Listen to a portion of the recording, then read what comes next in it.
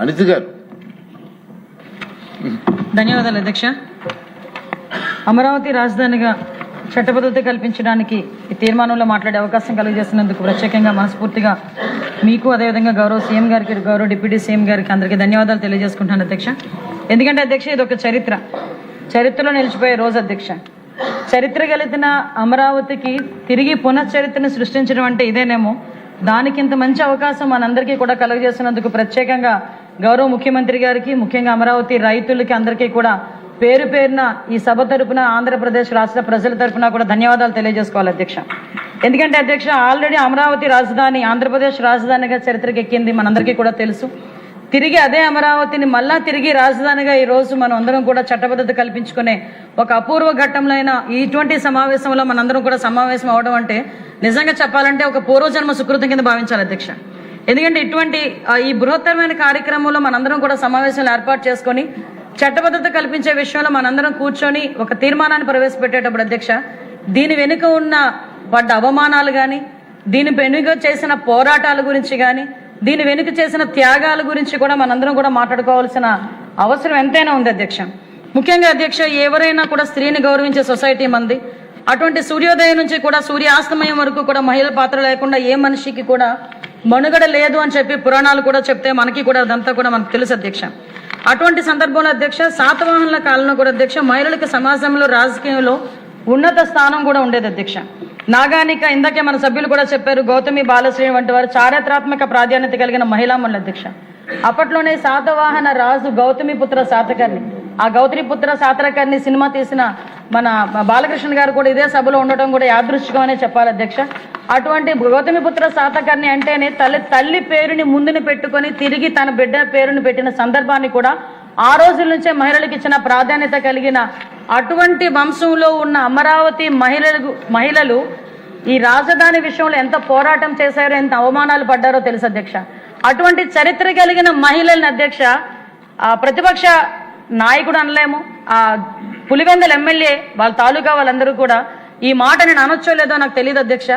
వేశ్యల రాజధాని అన్న పదం ఉపయోగించడం కూడా అధ్యక్ష చూస్తే నిజంగా సభ్య సమాజం తలదించుకోవాలి.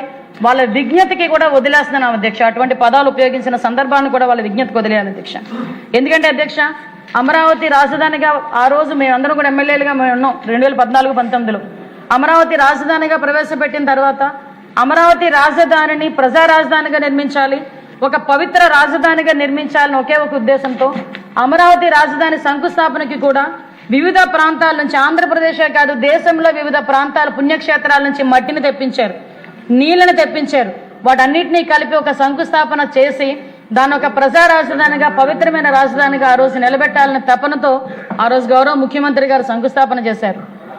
ఆ శంకుస్థాపనకి ఒకే ఒక పిలుపు, సుమారు ఇందాకే నారాయణ గారు చెప్పారు, ఒక చిన్న సమస్య లేకుండా 33,000 ఎకరాలు, 29,000 మంది రైతులు.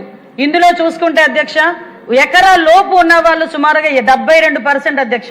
వాళ్ళు కూడా అందులో 32% ఎస్సీ ఎస్టీలు అధ్యక్ష. అంటే సుమారుగా 30,000 ఎకరాల్లో 20,000 ఎకరాలు ఎకరా లోపున్న రైతులు వాళ్ళ త్యాగ 10,000 ఎకరాలు ఎకరా లోపున్న రైతులు ఇచ్చారంటే అంటే దాని ఎంత చిన్నకారు సన్నకారు రైతులు ఈ రాష్ట్ర భవిష్యత్తు గురించి, ఈ రాష్ట్ర ప్రజల గురించి, వాళ్ళ బిడ్డల భవిష్యత్తు గురించి కేవలం విజనరీ నాయకుడు గౌరవ చంద్రబాబు నాయుడు గారు చేతిలో పెడుతున్నామన్న ఒకే ఒక భరోసాతో, వాళ్ళ బిడ్డలకి భవిష్యత్తు ఉంటుందన్న భరోసాతో, వాళ్ళకి రాజధానిలో వాళ్ళు ఒక పార్ట్ అయ్యామని చరిత్రలో నిలబడే సందర్భం గురించి వేచి చూస్తూ ఆ రోజు ఆ భూమిని అంతటిని చేతిలో పెట్టారు అధ్యక్ష. ఒక్కరోజు ఒక్కరు కూడా ఒక చిన్న గొడవ లేదు, ఒక సమ్మె లేదు, ఒక ధర్నా లేదు, ఒక రాస్తారోకో లేదు. ఎక్కడైనా మేము గౌరవ చంద్రబాబు నాయుడు గారికి సపోర్ట్ చేస్తున్నాం, గౌరవ ముఖ్యమంత్రి గారు చేతిలో పెడితే హైదరాబాద్ లాంటి సిటీ మళ్ళా ఇక్కడ అమరావతిలో పునర్నిర్మాణం అవుతుందని ఒకే ఒక భరోసాతో ఆ రోజు రైతులందరూ ఇచ్చిన సందర్భాన్ని కూడా గుర్తు చేస్తున్నాం. దానికి అనుగుణంగానే అమరావతిని డెవలప్ చేయడానికి కేంద్ర ప్రభుత్వంతో మాట్లాడుకుని ఆ రోజు నిధులు తీసుకొచ్చిన సందర్భాన్ని కూడా గుర్తు చేస్తున్నాం. 2019 ఎలక్షన్ అందరికీ కూడా చీకటి రోజులే. 2019 ఎలక్షన్కి ముందు కూడా ఇదే ప్రతిపక్ష హోదాలో ఉన్న అప్పటి ముఖ్యమంత్రి జగన్మోహన్ రెడ్డి కూడా, ఇప్పుడు పులివెందుల ఎమ్మెల్యే అయిన జగన్మోహన్ రెడ్డి కూడా ఇదే రాజధానిగా ఉండాలి అని అన్నాడు. రాష్ట్రంలో మధ్యలో రాజధాని ఉండాలి అన్నారు. అదేవిధంగా దీనికి ఇక్కడే నేను ఇల్లు కట్టుకుంటున్నాను, కేంద్ర ప్రభుత్వం సహాయం చేసినా చేయకపోయినా నేను అమరావతి నిర్మిస్తానంటే ఆ కళ్ళబొల్లి మాటలు నమ్మిన చాలా మంది ప్రజలు అతనికి ఓటేసి గెలిపించిన మరుక్షణం ఏదో అంటారు కదా, రెండో సైడ్ ఉంటుందని చెప్పి రాక్షసుడు రెండో వైపు చూపిస్తాడు అన్నట్టుగా ఆ రోజు అది రెండో వైపు చూపించి 2019 డిసెంబర్ 18వ తారీఖు అతను చేసిన ప్రకటన అధ్యక్ష, ఒక్కసారిగా రాష్ట్ర ప్రజలతో పాటు అమరావతి రైతులు కూడా ఉలిక్కిపడే పరిస్థితి అధ్యక్ష. ఎందుకంటే ఒక రోజు వ్యవసాయం చేసుకుంటేనే కానీ పూట గడవని పరిస్థితిలో ఉన్న ఆ రైతాంగం ఎంతో కష్టపడి నమ్మకంతో ఆ రోజు రాజధానికి ఇస్తే ఈ రోజు రాజధాని ఒకటి కాదు 3 రాజధానులు అని చెప్పి దీన్ని నిర్వీర్యం చేసే పరిస్థితి వస్తే ఆ రోజు రాత్రి నుంచి కూడా మొదలుపెట్టిన పోరాటం అధ్యక్ష సుమారుగా 1631 రోజులు సాగిందంటే స్వతంత్ర ఉద్యమం తర్వాత ఇంత పెద్ద ఉద్యమం జరిగింది కేవలం అమరావతి ఉద్యమం ఒకటే అధ్యక్ష.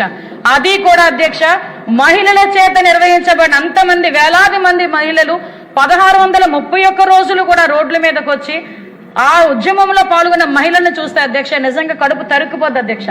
చంటి బిడ్డను ఎత్తుకుని ఒక ఆమె వచ్చింది, కడుపుతో గర్భిణిగా ఒక 9 నెలల గర్భిణిగా వచ్చి ఒక ఆమె వచ్చి ఉద్యమంలో కూర్చుంది, చంటి బిడ్డను ఎత్తుకుని బాలింతరాలు వచ్చి ఒక ఉద్యమంలో కూర్చుంది, ఆఖరికి ఒక ముసలి అవ్వ మోకాలు నొప్పులున్నా ఇటువంటి ఆరోగ్య సమస్యలున్నా ఈ బిడ్డల భవిష్యత్తు గురించి నేను ఉద్యమం చేస్తానని చెప్పి ఉద్యమంలో కూర్చుంది. అదేవిధంగా అధ్యక్ష చాలా మంది గృహిణులు ఇంట్లో పిల్లల్ని భర్తని వదిలిపెట్టి రోడ్ల మీదకి వచ్చి 1631 రోజులు మా బిడ్డల భవిష్యత్తు గురించి ఈ దేశ భవిష్యత్తు గురించి మేము పోరాటం చేస్తున్నామని 1631 రోజులు చేశారంటే దాని ఫలితం అధ్యక్ష ఈ రోజు మనం పెట్టుకోబోయే తీర్మానం అని చెప్పి నేను చెప్తున్నాను అధ్యక్ష. ఎందుకంటే అధ్యక్ష నిజంగా చెప్పాలంటే అమరావతి ఈ రోజు మనం సాధించుకోగలిగాము, దీనికి చట్టబద్ధత కల్పించుకుంటున్నాము అంటే ఆ మహిళలు చేసిన త్యాగం, ఆ మహిళలు చేసిన పోరాటం కింద మనం డెఫినెట్ గా చూసుకోవాలి అధ్యక్ష. ఆ మహిళలు పోరాటం చేస్తారు అధ్యక్ష, నిజంగా ఒక్కొక్కసారి చాలా బాధ అనిపిస్తుంది. ఆ సందర్భంలో నేను కూడా ఆ మహిళ రాజధాని రైతులు చేస్తున్న ఉద్యమంలో ఒక మహిళా తెలుగుదేశం పార్టీ మహిళా అధ్యక్షురాలిగా నేను కూడా పాల్పంచుకున్న సందర్భాలు ఉన్నాయి అధ్యక్ష. ఆ రోజు ఏదైతే తీర్మానం పెట్టారో ఆ రోజు గౌరవ ముఖ్యమంత్రి గారిని జరిగిన అవమానాన్ని కూడా ఇందాక అచ్చెన్నాయుడు గారు కూడా మనకు చెప్పారు అధ్యక్ష. ఆ రోజు ఎప్పుడూ లేని మెట్ల మీద అసెంబ్లీ మెట్ల మీద కూర్చున్న సందర్భం దగ్గర నుంచి ఆ రోజు అక్కడి నుంచి బయటకు వచ్చి ఒక ఎందుకు పనికిరాని ఒక పాత బస్సులో తిప్పి నడి రోడ్డు మీద వదిలేసిన సందర్భం నుంచి ఆ రోజు గ్యాలరీలో కూర్చున్న సందర్భం వరకు కూడా ఒక్కసారి గుర్తు చేసుకోవాలి అధ్యక్ష. ఎందుకు ఈ రోజు మహిళా రైతులు చేసిన ఉద్యమం గురించి మాట్లాడాలంటే ఇది రికార్డులోకి రావాలి. ఎందుకంటే ఇది ఒక చరిత్ర. రేపొద్దున భావి తరాలు కూడా అమరావతి ఎలా మనం తిరిగి పునర్నిర్మించుకున్నామంటే ఒక్కసారి పుస్తకాలు తీస్తే ఆ మహిళా రైతులు చేసిన త్యాగాలు కూడా గుర్తుపెట్టుకోవాలి అధ్యక్ష. ఇదే మహిళా రైతులు ధర్నాలు చేస్తా ఉంటే పోలీసుల చేత ఇష్టానుసారంగా కొట్టించడం, జుత్తు పట్టుకొని ఈడ్చుకెళ్లారు అధ్యక్ష మహిళల్ని. కనీసం మహిళని కూడా చూడకుండా జుత్తు పట్టుకుని ఈడ్చుకుని వెళ్ళారు. ఎవరైనా మహిళలు ధర్నా చేస్తే ధర్నా చేయొద్దని చెప్పినా కూడా అక్కడే కూర్చుంటే బూటి కాలుతో కడుపులో తన పరిస్థితి కూడా అధ్యక్ష. ఆఖరికి ఎందుకంటే ఎవరైనా జన్మస్థానం మన మనిషి జన్మస్థానం అదే ఉదరం, అటువంటి పొట్టల మీద కూడా కడుపు మీద కూడా బూటి కాలుతో తన్ని ఈడ్చుకొని వెళ్ళి ఆ బస్సుల్లోని ఆ లారీల్లోని ఎక్కించి అరెస్ట్ చేసిన సందర్భాలు. ఈ రోజు మాకు ఎక్కడ కూడా న్యాయం జరగకపోతే దేవుణ్ణి మొక్కుకుంటామంటే ఆ మహిళా రైతులందరూ కూడా కనకదుర్గమ్మ అమ్మవారి టెంపుల్ దగ్గరికి పాదయాత్ర చేస్తే ఎంత దారుణంగా వాళ్ళందరూ హింసించారో మనందరం కూడా కళ్ళతో చూసాం అధ్యక్ష. ఆఖరికి న్యాయస్థానం నుంచి దేవస్థానానికి పాదయాత్ర పెట్టుకుంటే ఆ రోజు పర్మిషన్ ఇవ్వకపోతే కోర్టు ఇచ్చిన పర్మిషన్ నేపథ్యంలో వాళ్ళు ఆ రోజు పాదయాత్ర స్టార్ట్ చేస్తే అధ్యక్ష ఇక్కడ ఒక విషయం చెప్పాలి అధ్యక్ష, ఒక మహిళ పోరాటం చేస్తే కుటుంబానికి ఉపయోగపడుతుందేమో, వేలాది మంది మహిళలు పోరాటం చేస్తే సమాజమే మారుతుంది, చరిత్రే తిరగరాస్తారని చెప్పడానికి ఇదొక ఉదాహరణ అధ్యక్ష.